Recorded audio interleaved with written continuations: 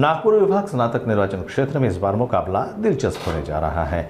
पिछले हार को पीछे छोड़ते हुए भारतीय जनता पार्टी ने अब जीत को सुनिश्चित करने के लिए पूरी ताकत झोंक दी है। पार्टी के मतदाता पंजीयन प्रमुख सुधाकर कोहले का दावा है कि भारतीय जनता पार्टी इस बार यह सीट दोबारा अपने नाम करेगी। कोहले का दावा है कि भारतीय जनता पार्टी ने पिछली बार की कमियों से सबक लिया है और अब हर स्तर पर रणनीति को मजबूती से लागू किया जा रहा है। भारतीय जनता पार्टी का मानना है कि संगठन और जनता के भरोसे के बल पर वो इस बार जीत का परचम लहराएगी। नागपुर समय के संवाददाता रिंकू पांताव ने सुधाकर कोहले से खास बातचीत की। आइए देखते हैं क्या कुछ कहा है सुधाकर कोहले जी ने। महाराष्ट्र विधानसभा चुनाव का जो है बिगुल बज चुका है और ऐसे में सभी पार्टियां जो है अपनी रणनीति तैयार करने में जुटी हुई है और भाजपा की ओर से जो है स्नातक चुनाव के लिए यहाँ पे जो है मतदार पंजीयन प्रमुख सुधाकर कोहले को ये जिम्मेदारी दी गई है।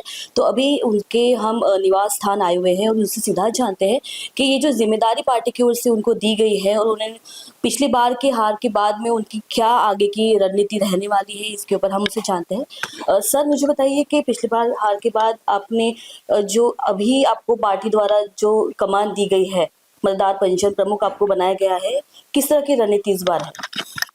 इस बार हमने पिछले बार काफी गलतियां की थी 2020 में। हमारे कार्यकर्ताओं को ये लग ही नहीं रहा था कि हमारी चुनाव है। जो भी चुनाव भारतीय जनता पार्टी लड़ती है वो बूथ पे लड़ती है और इस बार हमने तय किया है कि हमारे हर एक बूथ प्रमुख के हाथ में फॉर्म होना चाहिए। हर बूथ प्रमुख पदवीधर मतदार की नोंदणी करेंगे और आम पदवीधर जो गांव-गांव में बसा है, शहरों में बसा है, वो सबका प्रतिनिधित्व इस आने वाले चुनाव में आपको दिखेगा। बिल्कुल। सर, मुझे बताइए कि पिछली बार 2 लाख से जो मतदाता ये किए गए थे, इस बार आपका जो लक्ष्य है वो लक्ष्य क्या रहने वाला है? नोंदणी का लक्ष्य हमारा 5 लाख के ऊपर का है और मुझे विश्वास है कि ये हो जाएगा। जी। पार्टी में किस तरह की रणनीति की जा रही है? विधानसभा चुनाव आने वाला है तो ऐसे में आपको भी एक जिम्मेदारी दी गई है, तो जिम्मेदारी के तौर पे आपके भी जो है महाराष्ट्र के पूरे ऐसे दौरे आपके शुरू है और अब हाल ही में दौरा करके आप आए हैं। ऐसे में किस तरह की रणनीति आप अपने पार्टी के जो कार्यकर्ता है, सदस्य, उनको बता रहे हैं? नहीं, मैं दौरा करके आया हूँ। अभी नगर परिषद के भी चुनाव है, नगर पंचायत के भी चुनाव है, महानगर पालिका के चुनाव है, जिला परिषद पंचायत समिति का भी चुनाव है। तो इसलिए उस चुनाव कर जोड़कर ये पदवीधर का भी रजिस्ट्रेशन हो रहा है, क्योंकि जो भी पदवीधर है वो सभी चुनाव में मतदान करेगा।